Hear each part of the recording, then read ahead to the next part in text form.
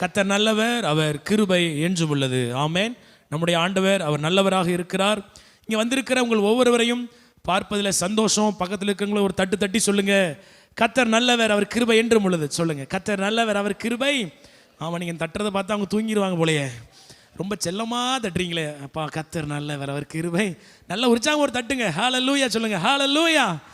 ஆமென். ஆமாம், ஒரு ஹைஃபை கொடுத்துக்கோங்க. அதுக்கு அடியை போட்டுறாதீங்க, பாவம் வறுமை பிடிப்பு விழுந்துற போது. சரி, கர்த்தர் நல்லவர். நம்பிக்கை இல்லாதவர்களுக்கு நம்பிக்கையை கொடுத்து, பலன் இல்லாதவர்களை பலப்படுத்தி, கடைசி வரை நம்மோடு கூட இருந்து நடத்தும் நல்ல தகப்பனாகிய இயேசு கிறிஸ்துவின் நாமத்தினாலே உங்களை வாழ்த்துகிறோம், வரவேற்கிறோம். உங்களுடைய திருமுகங்களை பார்ப்பது ரொம்ப மகிழ்ச்சி. இந்த நாளிலே கர்த்தரை முன்னிட்டு தேவனுடைய பிரசன்னத்தில் வந்திருக்கிற உங்கள் ஒவ்வொருவரையும் கர்த்தர் ஆசீர்வதிப்பார். ஹல்லேலூயா.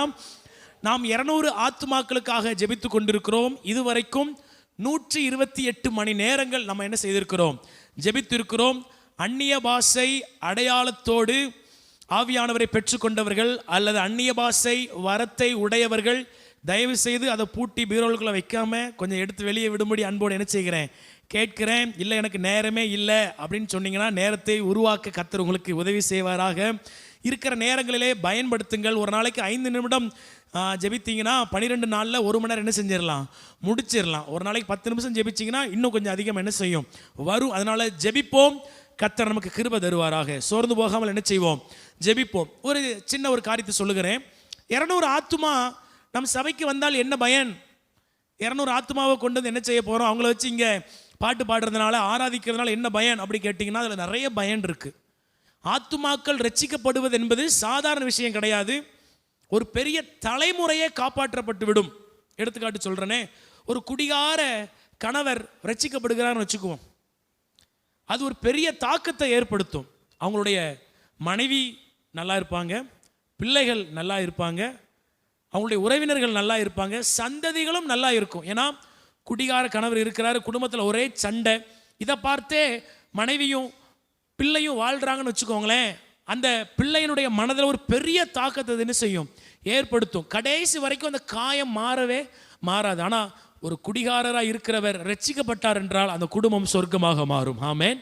அப்போ உங்களுடைய ஜெபம் ரொம்ப தேவை. ஆண்டவரே சொல்லியிருக்கிறார், நீ என்னை நோக்கி கூப்பிடு, என்னை பார்த்து ஜெபம் பண்ணு, நான் உனக்கு என்ன செய்வேன், பதில் கொடுப்பேன். எப்போ கொடுப்பாருங்கிறது அவரை சார்ந்தது, நிச்சயமாக கொடுப்பார். ஆமென். கடந்த 2 வாரங்களுக்கு முன்பதாக கிராமங்களுடைய பெயர்களை எழுதி உங்கள் கையில் என்ன செஞ்சோம், கொடுத்தோம். ஒவ்வொருத்தருக்கும் 3 கிராமங்களை ஒரு நோட்டீஸ் மாதிரி போட்டு 3 கிராமத்துக்காக நீங்கள் ஜெபம் பண்ணணும் என்று சொல்லி கொடுத்தோம். கொடுக்காதவர்களுக்கு நான் தனிப்பட்ட விதத்தில் என்ன செய்வேன், கொடுப்பேன். யாருக்கெல்லாம் கொடுக்கல எனக்கு என்ன செய்யும் தெரியும், யாருக்கெல்லாம் கொடுக்கலங்கிறது தெரியும். அவங்களுக்கு நான் என்ன செய்வேன், கரங்களில் கொடுப்பேன். உங்கள் கைகளில் வருகிற அந்த கிராமங்களுக்காக ஜெபியுங்கள், கர்த்தர் உங்களை பலப்படுத்துவார். ஆமென். ஆதியாகமத்தின் புஸ்தகம் 13வது அதிகாரத்தை எடுத்து வைத்துக்கொள்வோம். ஆதியாகமம் முதல் வெளிப்படுத்துதல் வரை என்ற கருப்பொருளின் கீழாக நாம் ஒவ்வொரு அதிகாரத்தையாக நாம் என்ன செய்கிறோம், தியானிக்கிறோம். எப்படி ஒரு 4-5 வருஷம் ஆகும்னு நினைக்கிறேன் வெளிப்படுத்துதல் போகிறதுக்கு. பரவாயில்ல, ஸ்லோ அண்ட் ஸ்டடி என்ன செய்வோம், போவோம். இப்படியே தான் போவீங்களான்னு கேட்டால் இதுவே ரொம்ப நல்லது. நிதானமே பிரதானம், அப்படி தானே? கொஞ்சம் நிதானமாக போவோம். இதுலேருந்து நிறைய சத்தியங்களை கற்றுக்கொண்டு போவோம். ஏன்னா உங்களுக்கு ஆதியாகமம் எங்கே இருக்குது, ஆபிரகாம் எங்கே இருக்காரு உங்களுக்கு என்ன செய்யணும், ஒரு தெளிவாக தெரியணும். பாஸ்டர் நான் ரொம்ப வருஷமாக விசுவாசியாக இருக்கேன், என்ன பார்த்தா அப்படி சொல்கிறீங்க. உங்களை நான் சொல்லலை, புதிதாக வந்தவர்கள் அல்லது இப்பொழுது புதிதாக வேதத்தை கற்றுக்கொள்கிறவர்கள் இந்த வார்த்தையை யூடியூப்பில் கேட்குறவங்க ஒருவேளை புதுசாக கேட்டுக்கிட்டு இருந்தாங்கன்னா அவங்களுக்கும் இது என்ன செய்யும், பிரயோஜனமாக இருக்கும். 13வது அதிகாரத்திலே ஒரு சம்பவம் நடக்கிறது. இந்த 13வது அதிகாரத்தில் இருந்து கர்த்தர் பரிசுத்த ஆவியானவர் இன்னைக்கு உங்களுக்கு தேவையான காரியத்தை, இந்த வாரத்திற்கு தேவையான காரியத்தை உங்களுக்கு கற்றுக் கொடுப்பாராக. முதல் வசனத்தை வாசிப்போம், சத்தமாக வாசிப்போம் எல்லாரும் சேர்ந்து. ஆபிரகாமும் அவன் மனைவியும் அவனுக்கு உண்டான யாவும் அவனுடனே லோத்தும் எகிப்தை விட்டு தென் திசையில் வந்தார்கள். கடந்த வாரம் நாம் பார்த்தோம், நமக்கு தெய்வீக அழைப்பு உண்டு, நம்மை தேவன் பிரித்தெடுத்திருக்கிறார், வாக்குத்தத்தங்கள் உண்டு, அது மாத்திரமில்லாமல் தெய்வீக பாதுகாப்பு உண்டு அப்படின்னு சொல்லி பார்த்தோம் கடந்த வாரத்தில் இருந்து. இந்த வாரம் ஆபிராமும் சாராளும் லோத்தும் எகிப்திலிருந்து என்ன செஞ்சிருக்கிறாங்க, தென் திசைக்கு ஒரு ஊருக்கு இடம் பெயர்ந்து வந்திருக்கிறார்கள். இப்பொழுது மாதிரி ஹாலோ பிளாக் செங்கல் வீடுலாம் கிடையாது. ஆபிரகாமுக்கு கூடாரம் தான், டென்ட்டு தான். இங்கேருந்து ஆண்டவர் அங்கே போச்சோன்னா டக்குன்னு என்ன செஞ்சிருவாங்க, ஆணியை உருவி கூடாரத்தை மடித்து ஒட்டகத்தில் ஏற்றி என்ன செஞ்சிருவாங்க, கிளம்பிடுவாங்க. இப்போலாம் அப்படி சொன்னார்னா செங்கல் என்ன செய்யணும், உடச்சி ஒவ்வொன்றா உருவணும். நல்ல வேளை ஆண்டவர் அப்படி சொல்ல மாட்டேங்காரு. திடீர்னு யோசிச்சு பாருங்க, சொப்பனத்தில் ஆண்டவர் தோன்றி, மகனே மகளே, இப்போ உங்களுக்கு பிடிக்காத ஒரு பூவானின்னு வச்சுக்குவோம், மகளே இங்கேருந்து பூவானியில் போய் ஒரு வீடு கட்டு அப்படின்னு சொல்லி ஆண்டவர் சொல்லிட்டாருன்னா எப்படி இருக்கும்? என்ன ஆண்டவரே, ஆண்டவரே நானே இப்போ தான் கஷ்டப்பட்டு கொஞ்சம் கொஞ்சமாக கரை சேர்த்து ஒரு வீடு என்ன செஞ்சுருக்கிறேன், கட்டியிருக்கிற, மறுபடியும் அங்கே போன்னு சொல்கிறீங்களே. நல்ல வேளை ஆண்டவர் அப்படின்னு என்ன செய்ய மாட்டேங்காரு, சொல்ல மாட்டேங்காரு. ஆபிரகாம் பரதேசியை போல ஒவ்வொரு இடத்துல வாழ்ந்து கொண்டிருந்தான். இப்போ இவங்க ஒரு இடத்துக்கு தங்க வந்திருக்கிறாங்க.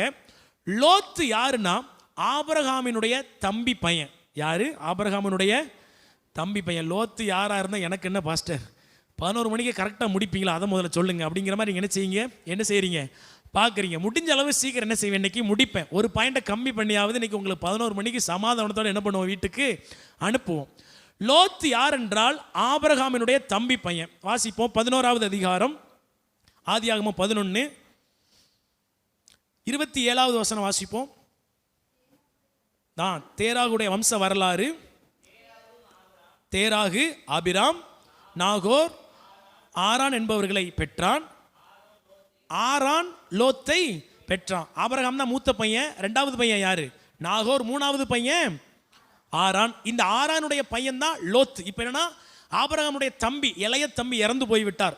அதாவது லோத்தினுடைய அப்பா. லோத்தினுடைய அப்பா இறந்து போனதுனாலே இப்போ லோத்து ஆபிரகாம் கூட என்ன செய்கிறார், அதாவது லோத்தினுடைய பெரியப்பா.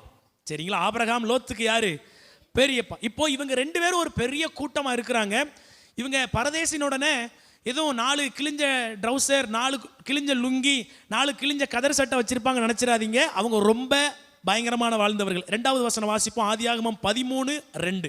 ஆபிராம் மிருக ஜீவன்களும் வெள்ளியும் பொன்னுமான ஆஸ்திகளை உடைய.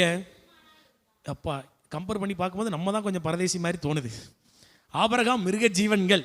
நமக்கு ஒரு 10 ஆட்டுக்குட்டியை வளர்க்குறதுக்கு என்ன செய்யுது, நெஞ்சு மேலே எங்கிலையும் அடிக்குது. வெள்ளியும் பொன்னுமான ஆஸ்திகளுடைய சீமான் எப்படி இருந்தானா, சீமானா இருந்தானா. இப்போ வாசிப்போம் அதே 13வது 6வது வசனத்தை வாசிப்போம். அந்த பூமி அவர்களை தாங்க கூடாது இருந்தது, மிகுதியா இருந்தபடியினால் ஒருமித்து வாசம் பண்ண ஏதுவில்லாமற் போயிற்று. அதாவது பெரியப்பாவும் நம்ம லோத்தும், ஆபிரகாமும் தன்னுடைய தம்பி பையனாகிய லோத்தும் குடியிருப்பதற்கு அந்த இடம் என்ன செய்யலையா, ஒரு ஊர் அளவுக்கு இருந்திருப்பாங்க போல. ஒரு 2000 ஆடு, 2000 ஒட்டகம்.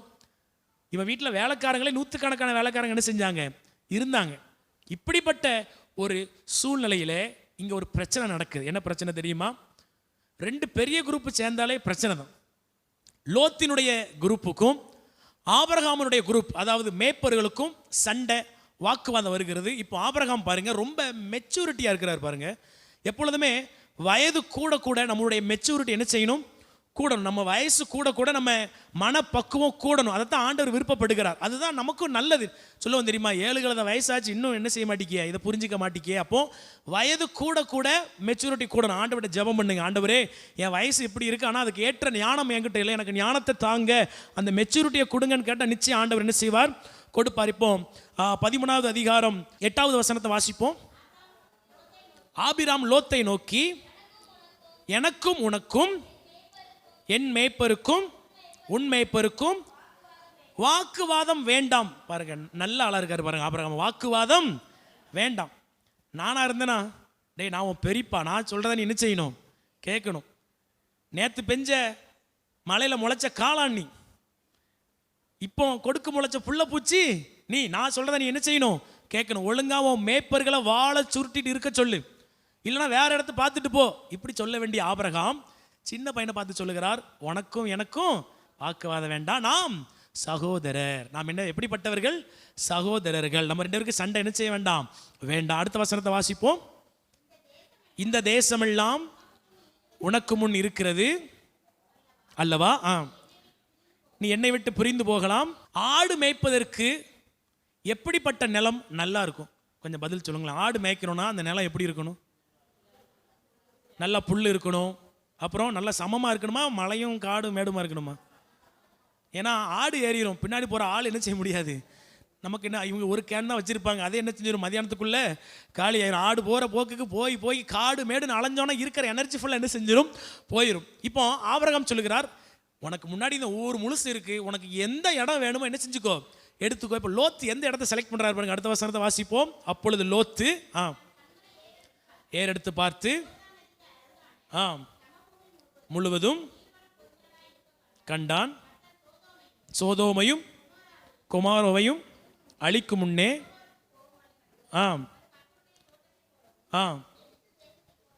ஆபிரகாம் சொல்லுகிறார், உனக்கு பிடிச்ச இடத்த செலக்ட் பண்ணிக்கோப்பா, நீ இப்போ சண்டை வேண்டான்னு சொல்லுகிறான். இப்போ லோத்து பாருங்க, சூப்பரான சம பூமியான ஒரு இடத்த என்ன செஞ்சிட்டாரு, செலக்ட் பண்ணிட்டாரு. ஆபிரகாம் நினைச்சிருப்பான், அவசரப்பட்டு சொல்லிட்டோமோ, நான் ஆபிரகாம் இருந்திருந்தேனா லோத்து நீ அந்த இடத்த பாதி வச்சுக்கோ, நான் இந்த இடத்த என்ன செஞ்சுக்கிறேன் பாதி வச்சுக்கிறேன்ப்பான்னு சொல்லியிருப்பான். ஆனால் ஆபிரகாம் பாருங்க, இவன் சமபூமியை செலக்ட் பண்றான். நல்ல கர்த்தருடைய தோட்டத்தை போல இருந்ததா, நல்லா பச்சை பசையா என்ன செஞ்சிருக்கு இருந்திருக்கு. ஆபிரகாமுக்கு கொஞ்சம் கூட கவலை இல்லை, தைரியமா சொல்லிட்டாரு, நீ உன் இடத்த பார்த்துக்கோ, நான் இடத்த என்ன செஞ்சுக்கிறேன் பார்த்துக்கிறேன்னு சொல்லிட்டாரு. இப்படிப்பட்ட ஒரு சூழ்நிலையிலே தன்னோடு கூட இருந்த லோத்து ஆபிரகாமை விட்டு பிரிந்து போகிற ஒரு சூழ்நிலையிலே இவனோடு கூட இருக்கிற ஒரு உதவியா இருந்த லோத்து பிரிஞ்சு போயிட்டான். இப்படிப்பட்ட ஒரு சூழ்நிலையிலே 13வது அதிகாரம் 14வது வசனத்தை வாசிப்போம்.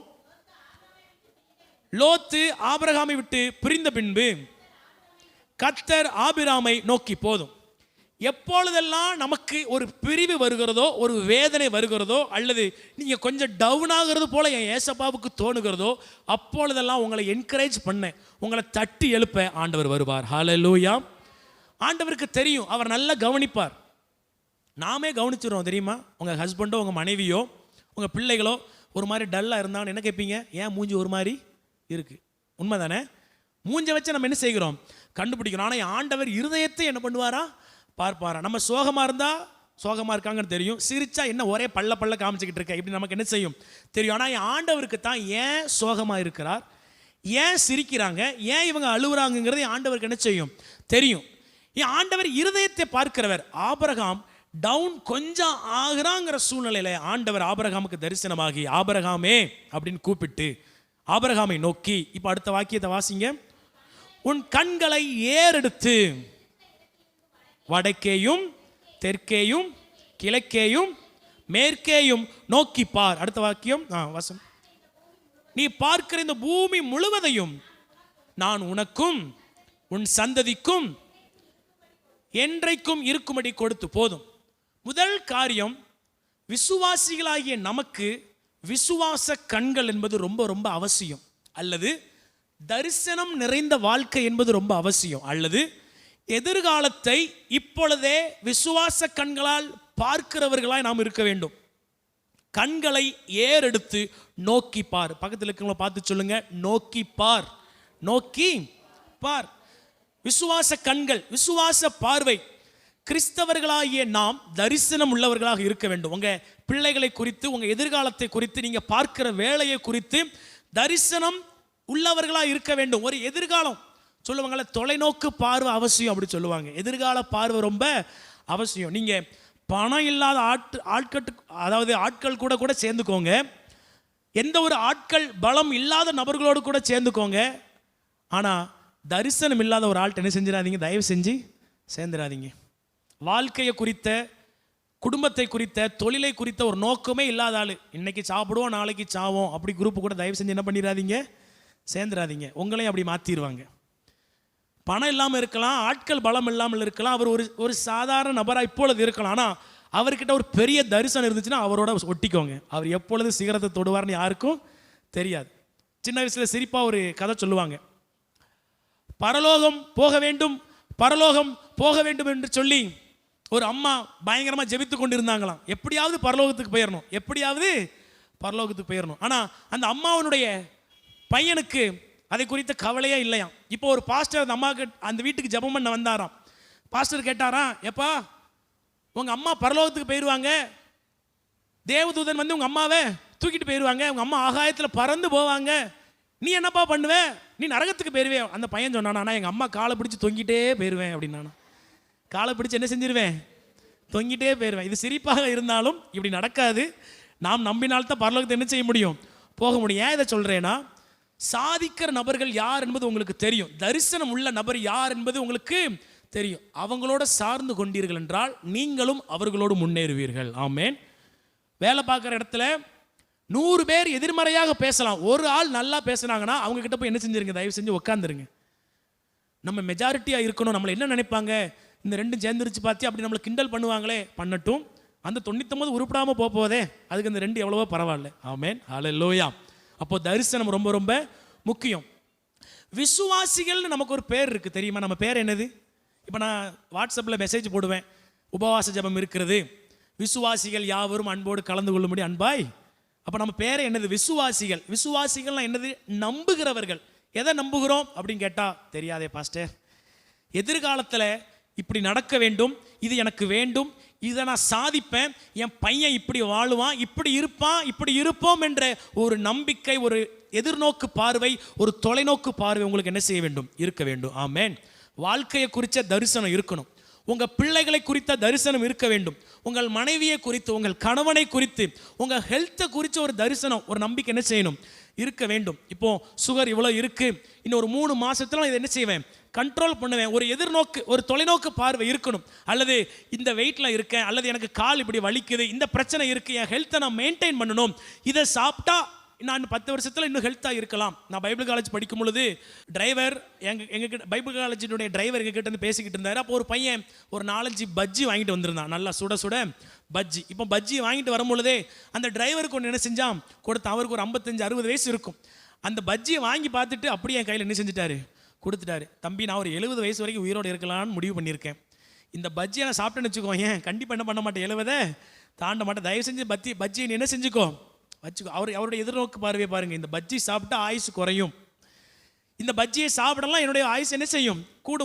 ஒரு ஃபோக்கஸ்டா ஒரு பிளான் பண்ணி என்ன செய்கிறார், போகிறார். அப்போ தரிசனம் ரொம்ப ரொம்ப முக்கியம். ஆண்டவர் சொல்லுகிறார் ஆபிரகாமை பார்த்து, நீ கண்ணோக்கி பார், வடக்கே தெற்கே கிழக்கு மேற்கு, எந்த பக்கம் நீ பார்க்கிறாயோ அந்த பக்கத்தை, அந்த திசையை நான் உனக்கு என்ன செய்வேன், நிச்சயம் தருவேன். அப்போ எல்லாவற்றையும் குறித்து விஷன் முக்கியம். விஷன்னா பார்வை, தரிசனம் ரொம்ப முக்கியம்.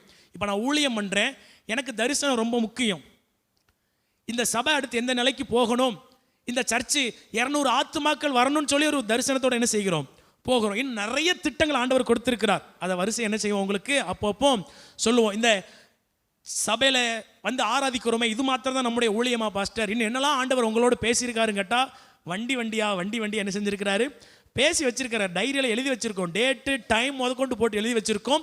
ஏற்ற காலத்தில் எல்லாம் நடக்கும். எங்களுடைய நோக்கம் அதை பார்த்து தான் ஓடணும். ஒரு நபரை பார்க்கிறோம் என்றால், இந்த நபர் இன்னையோடு இவர் அழிஞ்சு போயிடுவார் அப்படி பார்க்கிறோமா, அல்லது அவர் எதிர்காலத்தில் எப்படி இருப்பார், எப்படி இவர் சாதிக்க போகிறார், அது ரொம்ப முக்கியம். ஆமென். அப்போ விஷன் ரொம்ப முக்கியம். அப்துல் கலாம் ஐயா ஒரு வாசகத்தை அடிக்கடி சொல்லுவாங்க. என்ன வாசகம்? கனவு காணுங்கள். என்ன காணுங்கள்? நாமா பாஸ்டர், நான் சர்ச்சுக்கு வந்தாலே காண ஆரம்பிச்சிருவேன்.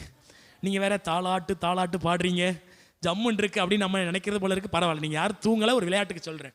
கனவு காணுங்கள் என்றால் எதிர்காலத்தை குறித்து இப்போவே கொஞ்சம் யோசிக்கணும், இப்போவே கொஞ்சம் திங்க் பண்ணணும், இப்போவே பிளான் பண்ணணும் அப்படின்னு உங்களுக்கு விருப்பம் இருக்கா? எத்தனை பேருக்கு ஆசை இருக்குது? நீங்கள் வேற பாஸ்டர், எவ்வளவு பிளான் பண்ணி வச்சிருக்கிறேன் தெரியுமா, எவ்வளவு கனவு காண வச்சிருக்கிறேன் தெரியுமா, எவ்வளவு என் பிள்ளையை குறித்து, என் மகனை குறித்து, என் பேர பிள்ளைகளை குறித்து எவ்வளவு ட்ரீம்ஸ் எனக்கு இருக்கு தெரியுமா. நல்லது, ரொம்ப ரொம்ப நல்லது. சரி, பார்வை இல்லாதவன் யார் சொல்லுங்க? பார்வை இல்லாதவன் யார்? பரவாயில்ல, ரொம்ப கரெக்டாக சொல்லிட்டீங்க. பார்வை இல்லாதவன் யார்? குருடன். அப்போ எதிர்காலத்தை குறித்து பார்வை இல்லாதவர்கள் யார்? சொல்ல மாட்டேங்கிங்களே. அது எப்படி நாங்கள் எங்களை பற்றியே சொல்லுவோம்? எங்களே குருடின்னு சொல்கிறீங்க பார்த்தீங்களா? இல்லை, எதிர்காலத்தை குறித்து ஒரு பார்வை நமக்கு அவசியம். பாஸ்டர், இந்த மாதம் இந்த பிரச்சனை சரியான போதும் இல்லை, 5 வருஷத்துக்கு அப்புறம் நான் எப்படி இருக்க போகிறேன் அப்படிங்கிற பார்வை உங்களுக்கு நிச்சயம் வேணும். ஆமென். இன்னைக்கு நடக்கிறதையே பார்த்து ரொம்ப ஃபோக்கஸ் பண்ணிட்டு இருந்தோம் என்றால் நம்முடைய வாழ்க்கை மிகவும் வேதனைக்குரிய ஒரு வாழ்க்கையாக இருக்கும். இன்னைக்கு இப்படி ஆயிடுச்சு, இன்னைக்கு இப்படி ஆயிடுச்சு, ஐயோ இப்படி ஆயிடுச்சு, ஐயோ இப்படி ஆயிடுச்சு, ஐயோ அம்மம்மானே ஒரு குரூப் என்ன செஞ்சுக்கிட்டு இருக்கும், சுற்றிக்கிட்டு இருக்கும். இப்படி ஆயிடுச்சு, இதையே ஃபோக்கஸ் பண்ணக்கூடாது. அடுத்து என்ன செய்யலாம், இதை எப்படி சரி செய்யலாம், ஆங்கிலத்தில் சொல்லுவாங்க ரெக்டிஃபை அப்படி சொல்லுவாங்க. இதை எப்படி மறுபடியும் வடிவமைக்கலாம், இதை எப்படி சரி செய்யலாம், இன்னும் 5 வருஷத்துக்கு அப்புறம் திருப்பி நம்ம எப்படி அடுத்த நிலைக்கு போகலாம் அப்படிங்கிற ஒரு எதிர்காலம் உங்களுக்கு பார்வையாக இருக்க வேண்டும். ஆமென் சொல்லுங்க. ஹல்லேலூயா. 2 கொரிந்தியர் 5வது அதிகாரம் 6வது வசனம் வாசிப்போம். 2 கொரிந்தியர் 5:6. நாம் தரிசித்து நடவாமல் விசுவாசித்து நடக்கிறோம். தரிசித்து என்றால் பார்த்து நடவாமல் விசுவாசித்து நடக்கிறோம். ஆங்கிலத்தில் வருகிறது, we live by what we believe will happen, not by what we can see. இப்பொழுது என்ன நடக்கிறதுங்கிறத பார்த்து நான் நடக்கலை, எதிர்காலத்தில் நான் எப்படி இருக்க போகிறேங்கிறத பார்த்து இப்பொழுது நான் என்ன செய்கிறேன், நடக்கிறேன். ஆமேன். பாருங்கள், நான் ரட்சிக்கப்பட்ட புதுசில் அல்லது ரட்சிக்கப்படுறதுக்கு முன்னாடி நம்ம சேர்ந்த கேங்கெல்லாம் கொஞ்சம் பயங்கரமான கேங். சர்ச்சுக்கு போக மாட்டோம், ஸ்கூலுக்கு போக மாட்டோம், ஒரே கிரிக்கெட்டு பேட்டு தான். பைக்கில் 4 பேர் என்ன செய்வோம். ஆமாம், என்னால் தான் எங்கள் அப்பாவுக்கு எங்கள் ஊர் பக்கம் நிறைய கெட்ட பேர். உங்கள் அப்பா பாஸ்ட்ரியா, நீ என்ன பைக்கில் கிரிக்கெட் விளாட சுற்றிக்கிட்டு இருக்க, சின்ன வயசில் ரட்சிக்கப்படுறதுக்கு முன்னாடி. ஆனால் ரட்சிக்கப்பட்டதுக்கு அப்புறம் பாருங்கள், வேறு வழி இல்லை. ஏன்னா எனக்கு தெரிஞ்சு போச்சு நம்முடைய எதிர்காலம் கர்த்தருடைய கையில்.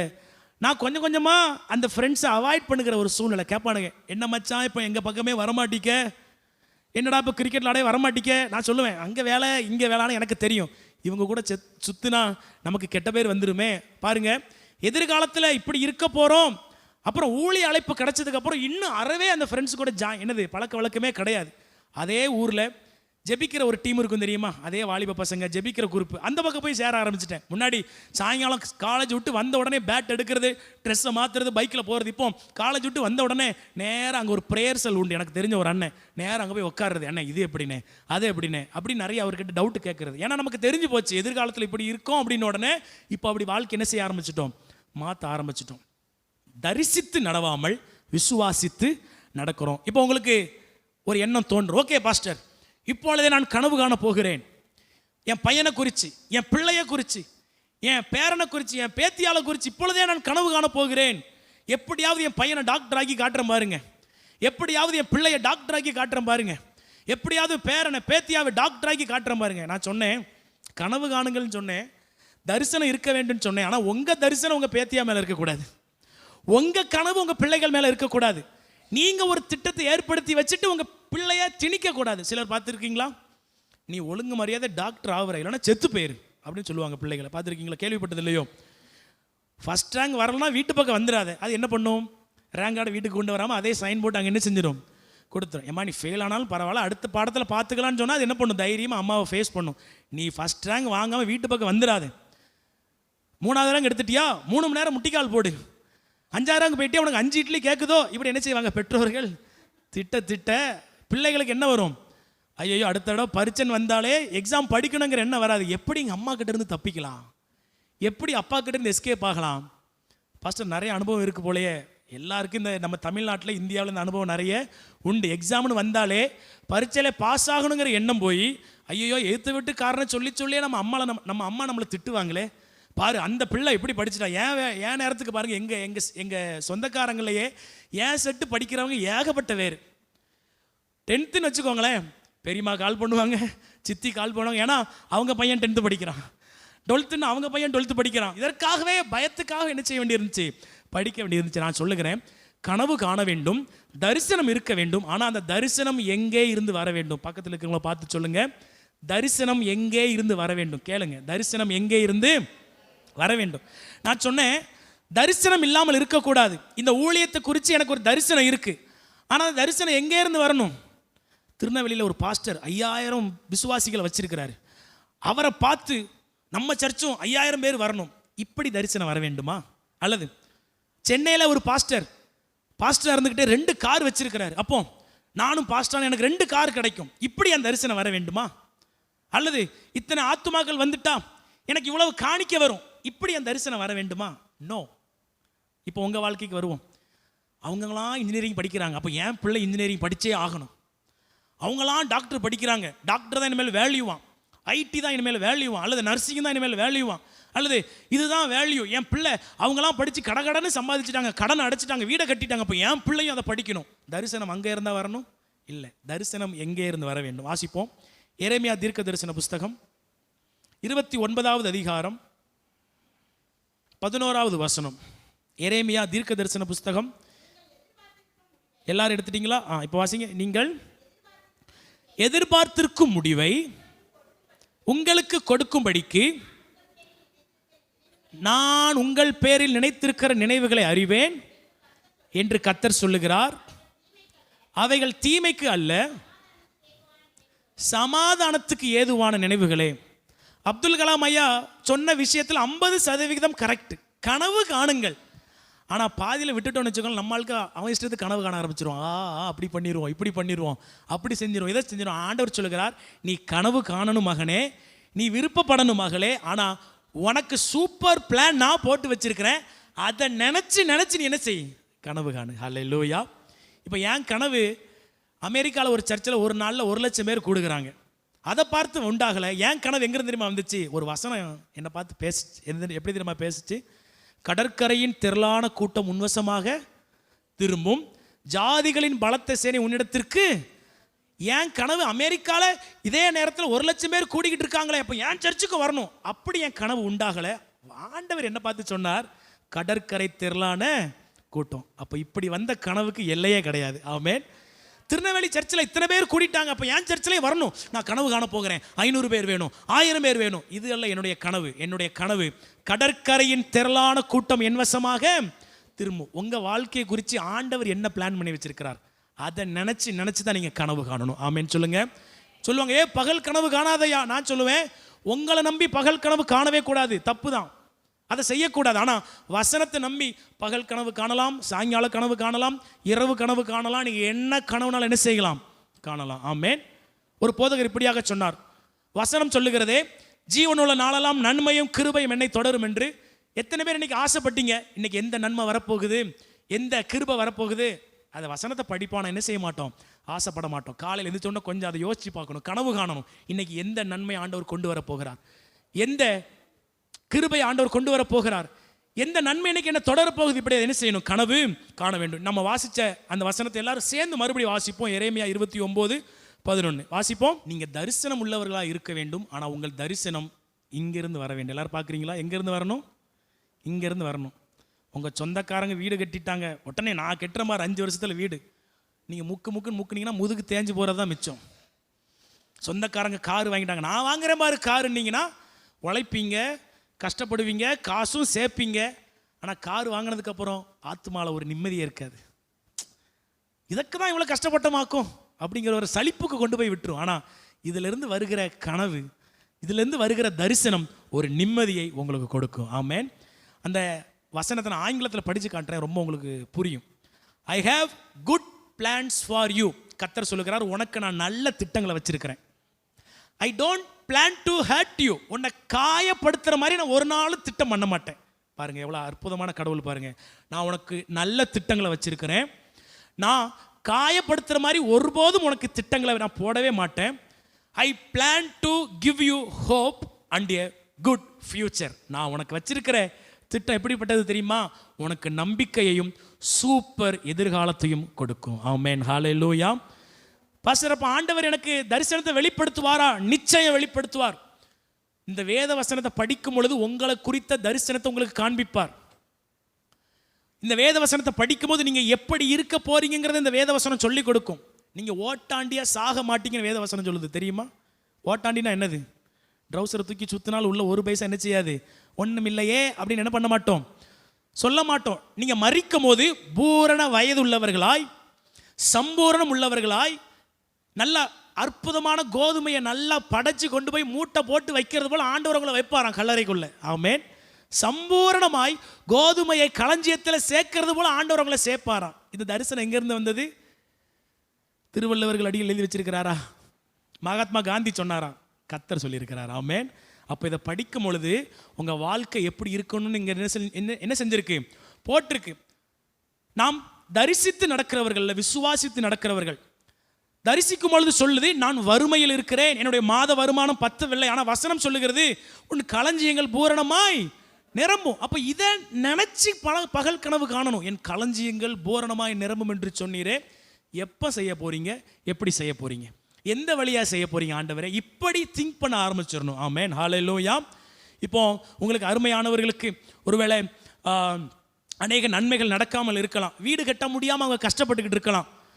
அவங்ககிட்ட போய் சொல்லுங்க, வேதவசனம் சொல்லுகிறது, நீங்கள் வீடுகளை கட்டி சுகமாக இருப்பீர்கள். ஹல்லேலூயா. அப்போ இதை படிக்கணும். இதை படித்து இந்த வசனம் இருதயத்தில் விழுந்தாதான் தரிசனம் பிறக்கும். ஆமென். ஒருவேளை உங்களுக்கு அருமையானவர்களுக்கு திருமணம் நடக்காமல் இருக்கலாம், வசனத்தை படிங்க, திருமணத்துக்கு ஏற்ற வசனத்தை சொல்லி அவர்களை ஆசீர்வதிங்க. காரியங்களை கைகூடி வர பண்ணுகிற தேவன் என்று சொன்னீங்கன்னா அதை அவங்க விசுவாசிச்சாங்கன்னா அவங்களுக்கு தரிசனம் வந்துடும். ஆமென். சீக்கிரம் காரியம் கைகூடி வரப்போகிறது, சீக்கிரம் காரியம் கைகூடி வரப்போ. அப்போ இதை நல்லா பொறுமையாக நீட்டாக என்ன செய்யுங்க, படிங்க. இதை படிக்க படிக்க படிக்க உங்களுக்குள்ள தரிசனம் வரும். அந்த தரிசனத்தை அதாவது ஃபாலோ பண்ணணும், அதை ஃபோக்கஸ் பண்ணி ஓடணும். ஆண்டவர் இப்படி சொல்லியிருக்கிறார், ஆண்டவர் இப்படி சொல்லியிருக்கிறார், அப்பனா தான் உங்களுக்கு நிம்மதி இருக்கும். ஹல்லேலூயா. ஒருவேளை உங்களுக்கு அருமையானவர்களுக்கு குழந்தை பாக்கியம் இல்லாமல் இருக்கலாம். வேதவசனம் சொல்லுகிறது உன் தேசத்தில் மலடு இருக்காது. வேதவசனம் சொல்லுகிறது நீ மலடா இருக்க மாட்டேன். அப்போ இதை படிக்கும் பொழுது தரிசனம் வரணும். ஏசப்பா இப்படி சொல்லியிருக்கிறாரு, இதுதான் என்னுடைய ஃபோக்கஸ், இதுதான் என்னுடைய தரிசனம், நான் இதை நோக்கி என்ன செய்ய போறேன், ஓட போறேன். பாருங்க, ஒரு தடவை தரிசனம் வந்துருச்சுன்னா விட்டுட்டு திருப்பி ஓடிடக்கூடாது. வேதவசனம் சொல்லுகிறது கலப்பையின் மேல் கை வச்சுட்டு ஐயோ அம்மாமான்னு திருப்பி என்ன பண்ணிடக்கூடாது, திரும்பிடக்கூடாது. நீ ஆசீர்வாதமாக இருப்பாய் என்று தரிசனம் வந்து விட்டதென்றால் அதை தொடர்ந்து பிடிச்சிடணும். நீ எல்லாம் எங்க உருப்பட போறன்னு வார்த்தை வந்தால் என்ன பண்ணக்கூடாது, கேட்கக்கூடாது. பாருங்க, ஒரு விளையாட்டு போட்டி நடந்ததாம். எல்லா விலங்குகளையும் கூப்பிட்டார்களாம்.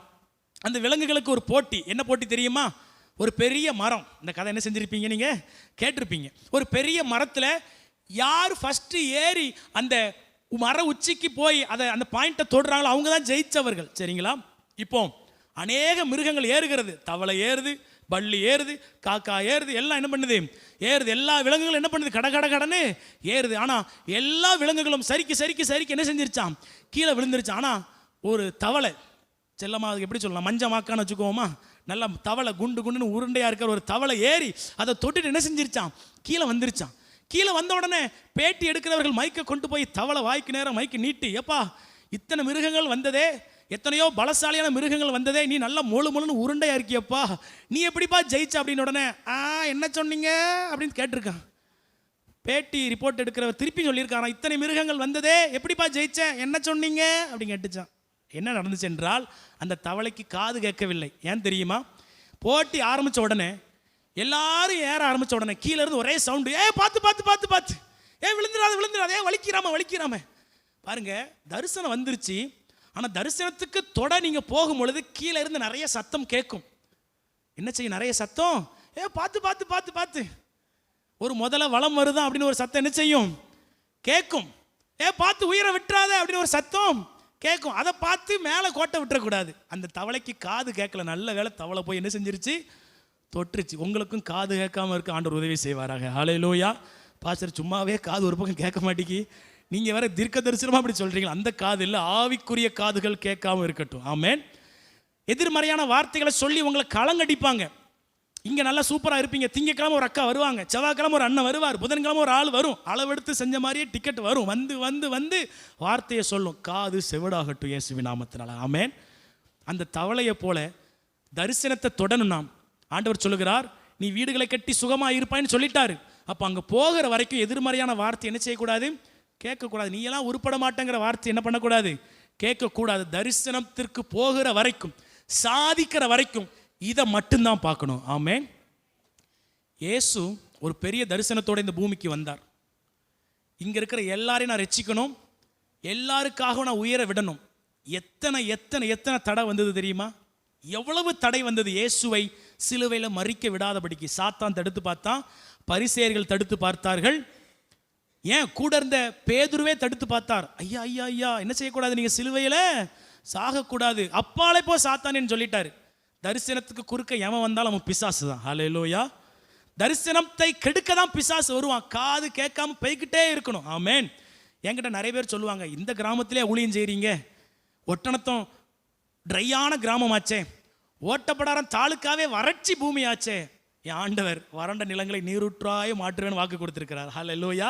அப்போ என் ஃபோக்கஸ் அதுதான். ஓட்டப்படாரம் உருப்படாதுன்னா உண்மையிலே உருப்படாமல் தான் இருப்பேன். எனக்கும் முடி கொட்டும், வயசாகும், ஜேடனுக்கும் பிள்ளை பிறக்கும், கடைசி வரைக்கும் சிங்கி அடிச்சுக்கிட்டே தான் இருப்போம். ஆனால் வறண்ட நிலம் நீருற்றாய் மாறும் என்று சொல்லி நான் அதை ஃபோக்கஸ் பண்ணேன்னா தலைகீழ மாறும் சூழ்நிலை. ஆமென். நீங்கள்லாம் பார்த்துட்டு தான் சாகணும். ஹல்லேலூயா. நிச்சயமாக நடக்குங்க.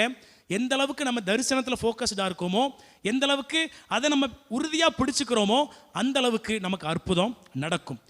நம்ம அப்படி கடல் அலைய போல ஒரு நாள் இப்படின்னு இருந்தோம்னா நிச்சயமாக அற்புதம் நடக்காது. இஸ்ரவேல் ஜனங்கள் அப்படி தான் இருந்தாங்க. கானான் தான் அப்படி இருந்துடணும். எகிப்துக்கு போகலாமா, இங்கே சாவலாமா, எகிப்துக்கு போகலாமா, இங்கே சாகலாமா? ஆண்டவர் choose the best answer, option பியை செலக்ட் பண்ணிட்டார். இங்கேயே சாவு. என்ன பண்ணு, எகிப்துக்கு போயிடுவேன், இல்லை இங்கே செத்துருவேன். எகிப்துக்கு போயிடுவேன், இங்கே செத்துருவேன். ஆண்டவர் சொன்னார் இங்கேயே சாவு. கானானுக்கு போவேன்னு சொன்ன 2 பேர் தான் கானானுக்கு போனாங்க. ஹல்லேலூயா. அப்போ உங்கள் ஃபோக்கஸ், உங்கள் தரிசனத்தில் ஃபோக்கஸ்டாக இருங்க. தரிசனம் எங்கேருந்து வரும்? எத்தனை பேர் இதை படிக்கிறீங்க? இதுதான் தரிசன புஸ்தகம். இதை படிங்க. இந்த வசனம் உங்களோட பேசும். பேசுகிறத அப்படி டேட் போட்டு எழுதி வச்சுருங்க. அப்படி காற்றுல பறக்க விட்டுறாதீங்க. எழுதி வச்சு அப்பப்போ திறந்து பாருங்கள். ஆண்டவரே இப்படி சொன்னீரே, நான் இந்த வசனத்தின் அடிப்படையில் ஜெபிக்கிறேன், இதை நான் சீக்கிரம் பார்ப்பேன். இப்படி ஜெபித்தீங்கன்னா தரிசனத்தை நிச்சயமாக பார்ப்பீர்கள். ஹல்லேலூயா. பக்கத்தில் இருக்கிறவங்கள பார்த்து சொல்லுங்கள், தரிசனத்தை தொடர்ந்து ஓட ரெடியா? சொல்லுங்கள், தரிசனத்தை தொடர்ந்து ஓட ரெடியா? ஆமென். உங்களுக்கென்று கனவு காணுங்கள். கனவுகளை வேதத்தின் அடிப்படையில் காணுங்கள். நீங்கள் காண்கிற கனவு நிஜமாகிற வரைக்கும் வெட்டாதீங்க. ஆமென். நிச்சயமாக நீங்கள் இப்பொழுது விசுவாச கண்களில் பார்க்கிறது எல்லாமே நேரில் வந்து விழும். ஆதியாகமம் 3வது அதிகாரம் 15வது வசனத்திலேயே இயேசு கிறிஸ்து என்பவர் ஒருவர் பிறப்பார் என்பதை தேவன் தரிசனமாக பார்த்து விட்டார். வருஷத்துக்கு அப்புறம் தான் இயேசு பிறந்தார். ஆனால் தரிசனம் நிறைவேறினது. ஹல்லேலூயா. நிச்சயமாக உங்கள் வாழ்க்கையில் நிறைவேறும். வாக்கு தத்தத்தை மறந்துடாதீங்க, தரிசனத்தை மறந்துடாதீங்க. திருப்பி ஆண்டவர் சொல்லுகிறார், ஒரு தரிசனத்தை உறுதியாக பிடிச்சிட்டேனா உறுதியாக நின்று அதில் ஸ்ட்ராங்காக நின்று, எனக்கு இப்படி தான் நடக்கும், என் ஆண்டவர் நிச்சயம் தப்புவிப்பார், எனக்கு நிச்சயம் அற்புதம் செய்வார், நான் நிச்சயம் பிழைப்பேன், எனக்கு இந்த நன்மை நிச்சயம் நடக்கும், கதவு உடையும், கதவு திறக்கும், இதில் தைரியமாக நின்றுடணும். ஹல்லேலூயா. பக்கத்தில் இருக்கிறவங்கள பார்த்து ஒரு தட்டி சொல்லுங்க, ஒரே மனசா இருக்கிறவனா இரு. சொல்லுங்க, ஒரே மனசா இரு, ஒரே மனசுல இரு, ஒரே மனசுல ஸ்ட்ராங்கா இரு. ஹல்லேலூயா. கர்த்தர் உங்களை ஆசீர்வதிப்பாராக. கண்களை மூடி ஜெபம் பண்ணுவோம். ஸ்தோத்திரம் ஆண்டவரே, நல்ல தெய்வமே, நாங்கள் துதிக்கிறோம், ஸ்தோதரிக்கிறோம். பரலோக பிதாவே, ஆபிரகாமை பார்த்து நீர் சொன்னீரே, கண்களை ஏறெடுத்து பார், நீ பார்க்கிற பூமி முழுவதையும் நான் உனக்கு தருவேன் என்று சொன்னீரே. ஆண்டவரே, இப்பொழுதும் நாங்கள் தரிசனம் இல்லாதவர்களாக இதுவரைக்கும் இருந்திருந்தா கர்த்தாவே, இப்பொழுது உம்முடைய வார்த்தையின் அடிப்படையில் எங்களுக்கு தரிசனம் பிறக்கட்டும். நீங்கள் எங்களுக்கு நல்ல திட்டத்தை ஆண்டவரே வைத்திருக்கிறீங்க. நீங்கள் எனக்கு நல்ல பிளானை வச்சிருக்கிறீங்க ஆண்டவரே. அது என்னை காயப்படுத்துகிற பிளான் இல்லை, அது சூப்பர் பிளான், சூப்பர் திட்டங்கள் எனக்குன்னு வைத்திருக்கிறீர்கள் ஆண்டவரே. அதை உம்முடைய வசனத்தை பார்க்கும் பொழுது தான் எனக்கு தெரியுதுப்பா. நான் மனுஷங்கிட்ட அட்வைஸை கேட்டு, மனுஷங்கிட்ட ஐடியாவை கேட்டு நான் சோர்ந்து போனது போதும். இனி நான் கொஞ்சம் நேரம் எடுத்து உம்முடைய பாதத்தில் அமர்ந்து, என்னை குறித்து வேதம் என்ன சொல்லுகிறது, என் பிள்ளைய குறித்து வேதம் என்ன சொல்லுகிறது, உன் பிள்ளை நிச்சயமாக உருப்படாம தான் போவான்னு மனுஷங்க சொல்கிறாங்க, ஆனால் உம்முடைய வசனம் சொல்லுகிறது, உன் பிள்ளைகள் பந்தியை சுற்றிலும் ஒளிவ மர கன்றுகளை போல் இருப்பார்கள் என்று வேதவசனம் சொல்லுகிறது. ஆண்டவரே, அதை நான் உறுதியாக பிடிக்க போகிறேன். என் மனைவியை குறித்து அல்லது என் கணவனை குறித்து மனிதர்கள் என்ன சொல்லுகிறார்கள், அதை காட்டிலும் என் மனைவியை குறித்து கணவனை குறித்து வேதம் என்ன சொல்லுகிறது, அதை நான் கவனிக்க உதவி செய்யுங்க. நான் ஒரு அற்புதத்திற்காக ஜெபித்து கொண்டு இருக்கிறேன். எனக்கு இது ஒரு அற்புதம் நடக்கணும்னு ஏங்கிக்கிட்டு இருக்கிறேன். வயசு என்ன சொல்லுது, டாக்டர் என்ன சொல்கிறாங்க, மற்றவங்க என்ன சொல்கிறாங்க, இதை நான் ஃபோக்கஸ் பண்ணாமல் வசனம் என்ன சொல்லுகிறதுங்கிறத கவனிக்க நான் உதவி செய்யுங்க ஆண்டவரேன்னு கேட்போம். எல்லாரும் கரங்களை உயர்த்தி, ஆண்டவரே உம்முடைய வசனத்தை ஃபோக்கஸ் பண்ணி எனக்கு உதவி செய்யுங்கப்பா. ஆண்டவரே, உம்முடைய வசனம் என்னுடைய கனவாக மாறட்டும் ஆண்டவரே. உம்முடைய வசனம் என்னுடைய ஆண்டவரே தரிசனமாக மாறட்டும் அப்பா. நீங்கள் எனக்கு என்ன சொன்னீங்களோ அதை நான் ஃபோக்கஸ் பண்ணி தொடர்ந்து ஓடி ஜெயிக்க, அந்த பந்தய பொருளை பெறுவதற்கு எனக்கு உதவி செய்யுங்க ஆண்டவரே. கரங்களை உயர்த்தி கேட்போம். ஆண்டவரே அப்பா, நான் 2 மனசாக இருக்கிறேன்ப்பா. சில நேரத்தில் நம்புகிறேன், சில நேரத்தில் நம்பிக்கை இல்லாமல் இருக்கிறேன். கர்த்தாவே, தரிசனத்தில் உறுதியாக இருக்க உதவி செய்யுங்க. இயேசு கிறிஸ்துவை போல நான் வந்த காரியத்தை செய்து முடித்து விட்டு தான் அந்த உலகத்தை விட்டு போகணும் ஆண்டவரே. பவுலை போல நல்ல போராட்டத்தை போராடினேன், ஓட்டத்தை முடித்தேன் என்று சொல்ல கர்த்தர் எனக்கு கிருபை தாங்க ஆண்டவரே. இங்க இருக்கிற ஒவ்வொருவரையும் கர்த்தர் ஆசீர்வதிங்க. தரிசனம் இல்லாதவர்களுக்கு தரிசனம் பிறக்கட்டும். உம்முடைய வார்த்தையின் அடிப்படையில் ஒளிமயமான எண்ணங்கள், கனவுகள் உண்டாகட்டும். இப்பொழுதே தொடர்ந்து நாங்கள் வேதத்தை வாசித்து அதில் உறுதியாக இருக்க எங்களுக்கு உதவி செய்யுங்க. இயேசு கிறிஸ்துவின் நாமத்தில் ஜெபம் கேட்ட ஜீவனுள்ள பிதாவே, ஆமென், ஆமென். என் ஆத்துமாவே கர்த்தரை ஸ்தோத்திரி, என் முழு உள்ளமே அவருடைய பரிசுத்த நாமத்தை ஸ்தோத்திரி. என் ஆத்துமாவே கர்த்தரை ஸ்தோத்திரி, கர்த்தர் செய்த சகல உபகாரங்களை மறவாதே. ஆமென், ஆமென். நம்முடைய கர்த்தராகிய இயேசு கிறிஸ்துவினுடைய கிருபையும், பிதாவாகிய தேவனுடைய அன்பும், பரிசுத்த ஆவியானவருடைய ஐக்கியமும் இன்றும் என்றும் சகல நாட்களிலும் நம் அனைவரோடு கூட இருப்பதாக. Amen, amen. Hallelujah, hallelujah, hallelujah. God bless you. நிச்சயமாகவே கர்த்தர் உங்களை ஆசீர்வதிப்பார். வசனத்தின் அடிப்படையில் கனவு காணுங்கள், அதை ஆண்டவர் நிச்சயம் நிறைவேற்றுவார். God bless you. God plus.